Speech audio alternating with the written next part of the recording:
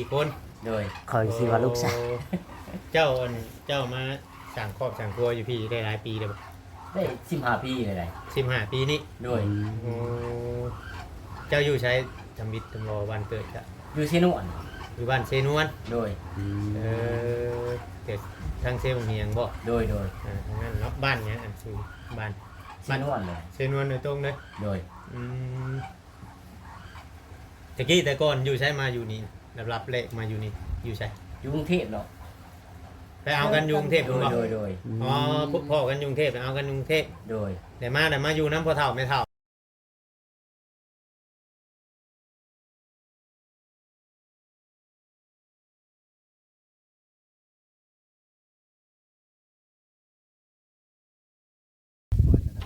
สวัสดีและสบาย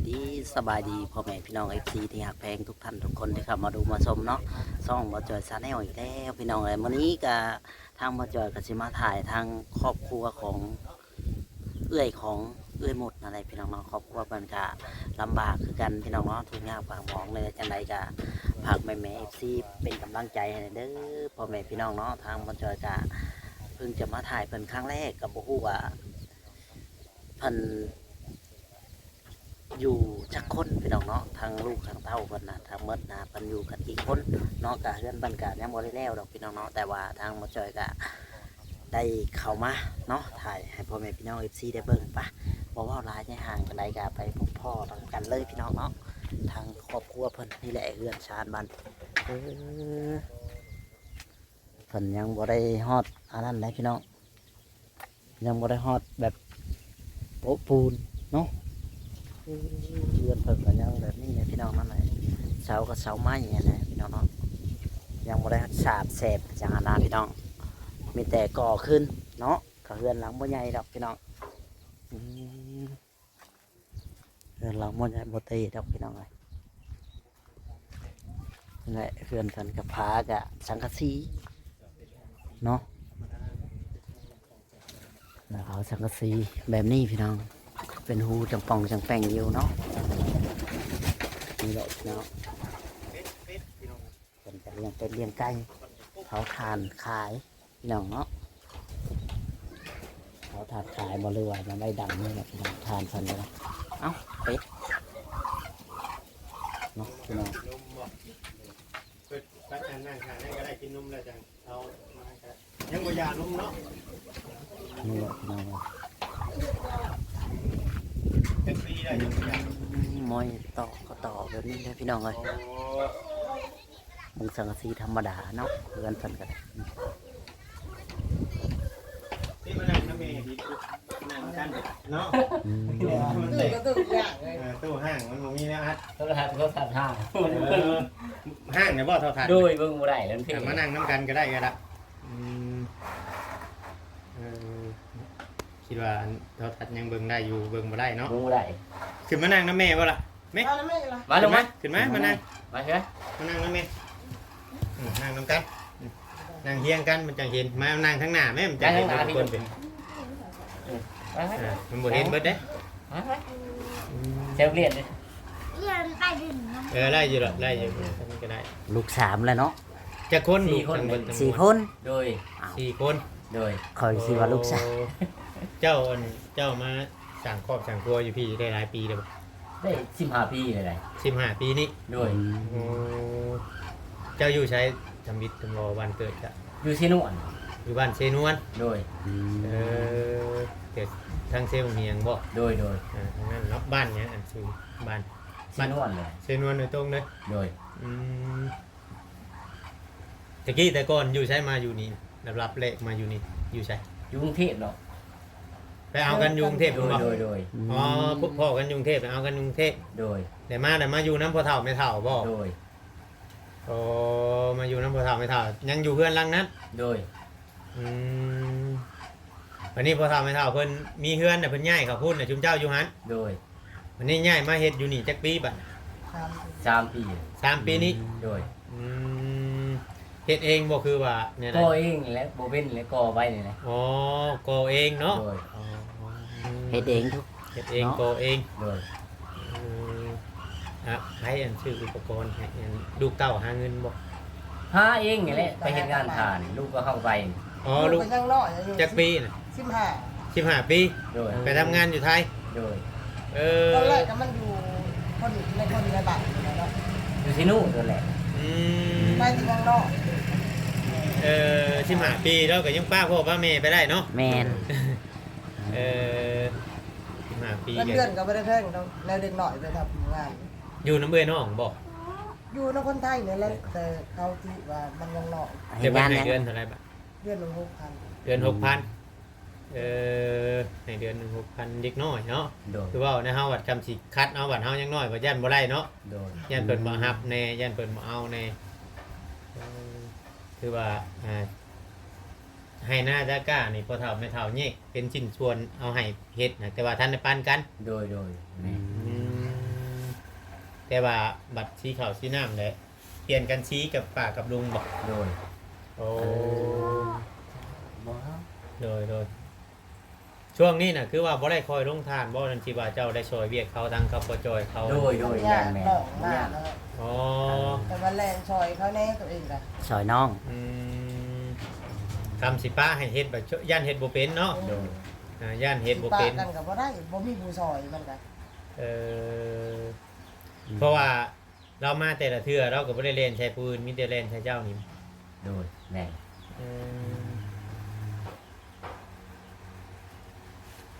ที่ว่าตัวนั่นว่าเพิ่นมายืมเงินก็มายืมนำเจ้านี่บอก โดยแม่ โอ้บ่มีก็จำเป็นได้ข้อให้ได้ โด เนาะ ยเป็นยืม500,000ล่ะ เออบ่มีก็จำเป็นได้ข้อให้เพราะว่า เนาะ เนาะ ให้แล้วเงินขายทานนี่แหละ ขายเสร็จแล้วเนาะ ท่านคือว่าเฮาเห็นมื้อนั้นคือซ้ำนี่ยังบ่ได้ขายคือบ่ตั้งแต่กาชุมเฮา ขายไปเรื่อยๆเขามาซื้อเลยขาย เทื่อหน่อยเทื่อไร ขายเท่าละน้อย เขาบ่ได้ยุบบ่ โดย อืม สงสัยขายทีละ4-5 สอบ10 สอบเอา สอบหนึ่งก็ขาย เท่าละสอบหนึ่งก็ขายตามมาซื้อน่ะ เอา โอ้ เพราะมันบ่ได้เป็นก้อนเนาะ โดย อืมโดยที่ว่าเพราะว่าเพิ่นเฮ็ดแบบตั้งไว้เฮือนน่ะบ่ได้หาเลาะขายคือบ้านเฮาเด้ บ้านเฮาพวกเขาเฮ็ดลายว่าเขาสิแก้ไปหาเลาะขายตามเซนูมาอย่างนี้เขาเอาวง100ศอกวง50ศอกมัน ใส่รถไถไปเนาะอันนี้เป็นฟ้าไว้ คิดว่าสิประมาณจังมื้อจังสิได้เอาเวียกเพิ่น มือนี่ทุกไซส์แล้วอยู่มีไฟ อืม สังสีมาพร้อมแล้วก็มุ้งเลยแล้ว อืมวันนี้เพิ่นบ่ได้เข้ามาได้เพิ่นบอกเฮาได้ โดย เพิ่นบ่ได้เข้ามาเพิ่นยังอยู่เมืองชนผู้เดียวนี่มาบ่ทันเพิ่นพามารับลูกเพิ่นเต็มเฮียนอีกเนาะ แมน เมื่อวานนี้เพิ่นบ่ได้นั่นเพิ่นบ่ได้ติดเวียกปานใดแล้วเพิ่นได้มาทันนี่ โดย ค่ำบ่แล้วมาฮอดบ้าน ทำเพื่อได้ยินคนเซ็ตมาหาอยู่อ่ะตอนบ่าย มื้อนี้ โดย บ่ยังเข้าบ่ฮอดหรอกมาถามให้ผม ได้ยินคนเซ็ตมาหานะบ่าวอ่ะตอนบ่ายเขาแล้ว เพราะว่าตอนนี้เรายังอยู่เมืองชนนี่ถ้าเรามาพี่นี่ถ้าโรงเรียนซิโนเขาปิดนี่เราสิบ่ทัน โดยเนี่ย แต่มากับเฮามื้อนั้นแหละเพื่อเฮากลับเมื่อก็ยังฮอดจนค่ำ โดยยันมืออื่นมา มื้ออื่น โดย มื้ออื่นตอนเช้า คุยแล้วเห็นหลังคาแล้ว จะเฮ็ดโครงไว้ท่าเนาะ โดย โครงไว้ท่า พูดเลยสิแต่ พูดเลย แป๊บเดียวช่วยกันจับเนาะคนละน้อย บัวซอยก็ได้กินอะไรบัวซอยซอยก่อนซอยกันก่อนเฮ็ดเพื่อนแล้วแล้วก็ไปหาเฮ็ดทานบัดนี้หาตัดเอามาเองฉันมีจักบัด อ๋อเด้อ เขาของหมูกันเนาะแบ่ง เขาหมู่ไปแบ่งกันเถิง สบายเฮ็ดให้หมูแหน่มันบ่ได้หลาย เด้อ แมน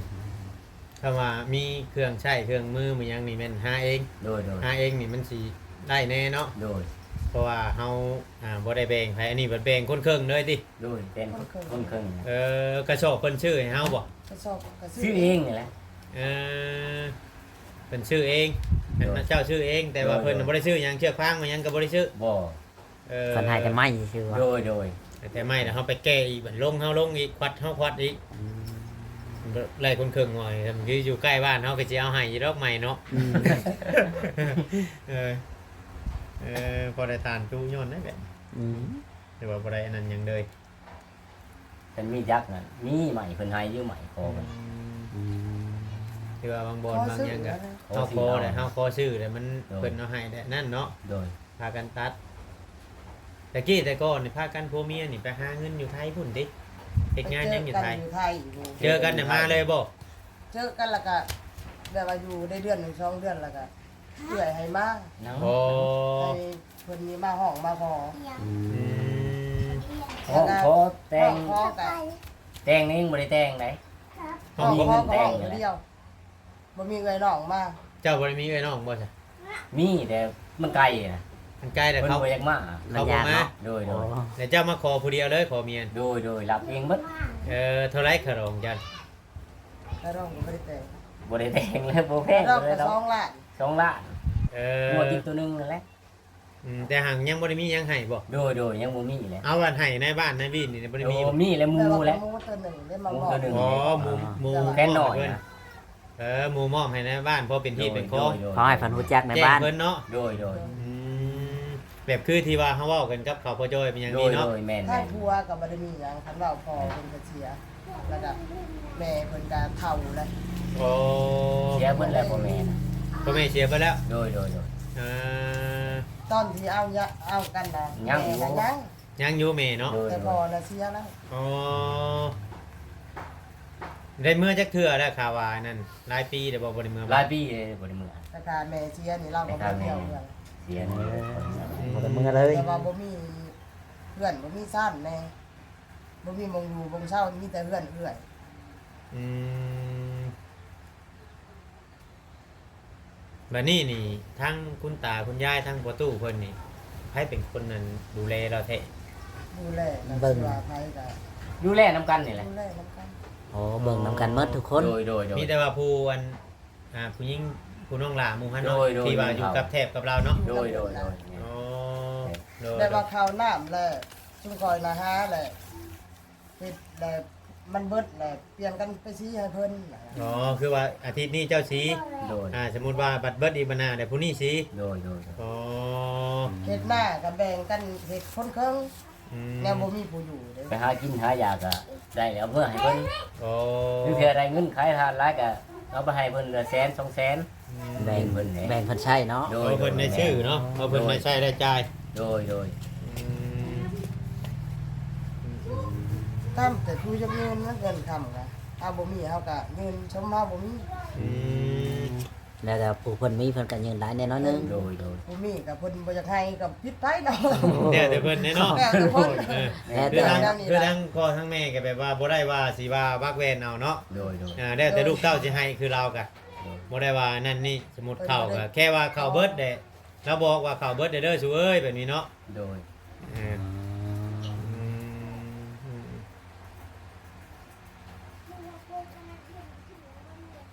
แต่กี้แต่ก่อนกับแบบมันคืออยู่บ่ว่าแบบสิมี YouTube มีหยังเขามาถ่ายจิมจำ บ่คิดแล้ว ฮะ บ่พันเลย บ่พันเนาะ บ่โดย บ่ได้มีคนคอยเข้ามาบ่ในหมู่บ้าน บ่มีเลย เห็นแต่ในโทรศัพท์เนาะ โดย เออจะพาะเขาแม่ตู้เพิ่นจังบ่จักหยังว่าชุมเฮามาหยังเนาะ โดยแม่น เราบ่ได้จักได้ว่าชุมเฮา เรา มาห บ่ ยัง ฮู้ทำ อืม แต่เฮาก็ยังบ่รู้ แต่คนก็ยังบ่ฮู้กันนะ เออเพราะว่ามันบ่มีคนเคยเข้ามาพี่น้องเนาะ โดย สมมุติว่าคำคือเฮาเฮ็ดเฮือนเฮ็ดชานขึ้นนี่ย่านเป็นหลังทำบิดบ่จักบ่ โดย นำหมู่บ้าน บ่มี นี่แหละ ใครฮะ แม่นโดยแหละ ยังบ่มีไผ ยั บ่ งบ่มี อืม อันนี้ก็คือพ่อแม่เว้าแล้วจักอันสิเชื่อได้จำได้เว้นเพิ่นบ่เชื่อนะเพราะว่าบ่มีคนเคยเห็นน่ะนะ เราเว้าอยู่เราว่าเราบ่เชื่อเฮาเราเว้าไปก็ย่านอายหมู่ย่านเอ้ม ก็ยันหมู่มาเว้าว่าในใช้ว่าเขาสิมาเฮ็ดเรือนเฮ็ดซ่านให้แล้วจักสิตอบหมู่ได้ไรหั่นนะ เราก็เป็นเราคิดถือแล้วเราย่านหนึงมา แต่มันเกิดขึ้นจังเว้าเพิ่นว่าลูกเอ้ยว่า ในที่ไรจังเงินพากันไปเมียนเดินเมียนที่ชมวาน ได้ยินเพิ่นเว้านี่แล้วได้ยินบอกว่าไปเมียนเด้อบ่มี เฮาว่ามื้ออื่นเนี่ยเฮาบอกเงินน้องเงินอ้วนว่ามื้ออื่นเนี่ยเคลียร์พื้นที่เด้อ โดย เพิ่นเลยอาจจะสอนชุดชินเจ้าพังเนาะ โดยแม่นล่ะ ทีแรกน่ะเพิ่นว่าจะเอาไก่กบเผาแล้วคนบ่ให้เอาตัวนั้นมันบ่คักตัวทางโลด อืม บนทาง มันบ่ได้เบะ เฮาวัดเฮาเทะเบิ่งเนี่ยมันบ่ได้เบะเลยเฮาก็เลยอันมาเทะตัวนี้น่ะท่านได้เทะเลยเฮาสิให้เจ้าถือเม็ดออกไปพุทธบัดเฮาก้าวข้ามกลับออกไป โดย มันบ่ได้แต่เฮาก็เลยบ่ได้เทะนำฮะ โดย มันบ่ได้แบบที่ผู้ใหญ่เพิ่นส่งมาให้เฮาเบิ่งแล้วสิเทะเบิ่งใหม่มื้อนั้นเฮาเทะแล้วมื้อนี้เฮาบ่ได้เอาแมทมาแล้วจะไปเอาแมทนำเจ้าให้เขาไปเทะเบิ่งอีกเทื่อ ไป นึง วัดใหม่เนาะไปแทงเบิ่งใหม่ เลยแล้วเราให้ฟังเลยก็เลยพากันไปเก็บมามื้อเช้านี้จนตกใจคือเป็นแท้หนูอ้วนคือสิเฮ็ดผู้เดียวได้อันนี้ว่า ไปทำตายายโดดว่าซุมนั้นได้มาว่ามาซอยกัน ตอน 4 คน แรกแหละข่าวไป เออ ข่าวไปพระบาเห็นอันนางอ้วนน่ะละกับแม่ใหญ่นะเสียหยาอยู่ อืม แล้วบอกว่าให้เราหยุดว่าสิมาเฮ็ดให้ดอกแม่เอ้ยว่าเราก็เลยหยุด ตอนแรกเราเฮ็ดเอง ตอนแรกเราเฮ็ดเอง เพราะว่าชุมเจ้าก็บ่จักได้เนาะ โดย แต่บ่จักเด้ อืม ข่าวเมื่อประเด็นเสียหยาก็ทึกอยู่กับน้อง อ๋อ ก็เลยสงสารเพิ่น โดย ก็เลยว่าบ่ให้เพิ่นเฮ็ดว่า เออ อืม ให้หยุดซะแม่เอ้ยว่าสิมาเสียให้ดอกว่า อืมอืมอืม คำเลยเด้ ตอนนี้เห็นบอกง่ายๆว่าน้ำชาวบ้านชาวยังกับบางเทื่อที่เห็นชุมเฮาเข้ามาก็แบบว่ายังตื่นๆอยู่ยังเนาะ โดย ยังอาจจะยังตื่นๆอยู่คุณเนี่ยทางเบิ่งบัตรอันทาวาอุปกรณ์มันยังมาพุ่นเนี่ยเฮาจังสิได้ไปแจ้งทางในบ้านอีกเทื่อนึง แม่น สิได้เปิดโตกับเพิ่นเลยว่าปกติเฮาเข้าบ้านได้ก็เฮาจะคุยกับในบ้านอยู่แล้วนะ โดย แต่ว่าอันนี้มันยังบ่เป็นทางการปานใด โดย มาแบบมาน้ำเขาพอจอยก็ว่าแม่นเนี่ยเนาะ แม่ มาพร้อมกันกับเพิ่นมือมาชงกันเนี่ยมาพร้อมกันกับเพิ่นก็ว่าแม่นแต่พี่น้องเลยมาบัดตอนแรกคือเว้าเนี่ยทางไอ้หมุดตอนเราอยู่พุ่นเราก็เราอาจสิเมาแน่เราก็เว่าว่าบ่ได้ถึงขัดนี่หั้นนะ โดย บัดเฮามาเห็นตัวจริงเนี่ยมันบัดนั้น แล้วมันบ่แม่นเรื่องจริงมันก็ว่า ว่าเราบ่ได้ทุกข์ยากเรื่องนั้นอันนี้หั้นนะ โดย บัดเฮามาเห็นแบบเห็นตาเห็นยายเราอยู่ห้องน้ำห้องหยังแล้วก็ทางผู้รักผู้ใหญ่เพิ่นก็เลยคืออยากช่วยอยากสงสารเนาะ โดย นี่แหละอันนี้คือว่าบุญวาสนาที่มันเนาะแต่ว่าก็คือทางครอบครัวของทางลุงทางยังทางไอ้ายๆนี่ก็เบิ่งไปเรื่อยๆแต่เน้นว่ามีผู้ทาย โดย ผู้ใหญ่เพิ่นเบิ่งเองดอกเพราะแค่ว่าเฮารู้เฮาขยัน โดย แม่น เฮารู้เฮาขยันเฮาเฮ็ดแบบนี้เนี่ยแต่เดี๋ยวนี้ก็FC เพิ่นก็ยังว่าเด้ชุมเจ้าแต่งผ้าขาวผ้าน้ำให้ทีมงานกินเนาะ อื มาเท่าไรก็แต่งหาผ้าขาวผ้าน้ำให้กินบางบ่อนเนี่ยบ่ได้มีอะไรไอ้เอ้ยอันนี้เฮาก็เว้าแบบตรงๆเลยบางบ่อน โด น่ะ ย เอาหันเอานี่ชุมเอาเลยซื้อเอาจ่ายเงินเอาอย่างไรเงี้ย โดย แต่อันนี้ก็เห็นอ๋อทางลุงเราแกก็ถามเราขึ้นหานเราบ่เอาจักขึ้นไปเนาะ โดย จักตกแล้วดิ เพราะว่าตอนแต่เฮาเฮ็ดตะกี้เฮาเอาจักขึ้นไปเฮาตัดลงเทื่อสันตัดลงเทื่อสัน บ่ เมื่อกี้ หา เขาก็ อย่า เฮ็ด ไปทำเพื่อน เฮาก็เฮ็ดคือกันเฮ็ดทานครับเฮาก็เฮ็ดทาน แต่เก่าเพิ่นให้คอยเล่นไปตัดเอาคอยมืออยากยาก คือว่าดีคือกันบ่จังกับมันย่านพลาดเนาะ โดย มื้อนี้ก็ทางเมเพิ่นอยู่ทางเงินออสเตรเลียเนาะผู้เพิ่นจะสมทบช่วยกันกับทางอันนั้นแหละพี่น้องเอ้ยเนาะเพิ่นก็มอบเงินสิเอาเงินมาให้เจ้าบ่หลายดอกน้ำใจเพิ่น โดย เพิ่นก็ยังเบิ่งไปก่อนสำหรับทางครอบครัวเจ้า เบิ่งครอบครัวเจ้าเนาะ ก็ยังเบิ่งไปก่อนได้เงินก็บ่หลายหรอกน้องเอ้ยคิดน้ำใจจากเพิ่นเนาะเอาก็ให้ไป ขอให้ได้ซื้อขนม 500 บาท โดย คนมีน้ำใจ โดย100 บาทลองเงินให้มาแล้วเพิ่นหาก็เห็นคลิปเพิ่นนะ โอ้ย อ่ะมีแต่ว่าให้จุมเจ้าขอมุกขอบใจแม่เพิ่นเด้อเพิ่นบ่ได้ออกชื่อออกเสียงเนาะเพิ่นอยู่ออสเตรเลียเพิ่นก็ซื้ออันกระป๋องกาแฟเด้ให้พ่อตู้ไปตู้ชื่อส่งเสื้อผ้าให้ชุมคอแม่ตู้มื้อนี้ก็อุดหนุนหลายอย่างอยู่นำตู้ทิศเกาะทิศน้ำเพิ่นก็ซื้อซอยมีแต่ว่าให้จุมเจ้าขอมุกขอบใจแม่เพิ่น ขอมาขอบใจ อวยพร เนาะ ให้ เพิ่ เพิ่ น น บ่เป็นเนาะ เอาแบบคำอวยพรขอมุกขอบใจเพิ่นนะ ขอบใจพ่อแม่ที่ช่วยเนาะขอให้เพิ่นสุขภาพแข็งแรงขอให้เพิ่นร่ำรวยต่อไปเนาะขอให้เพิ่นโชคดีขอให้มีแต่ความสุขเนาะ โดย เจริญ โดย ความเจ็บความไปอย่างนี้โดย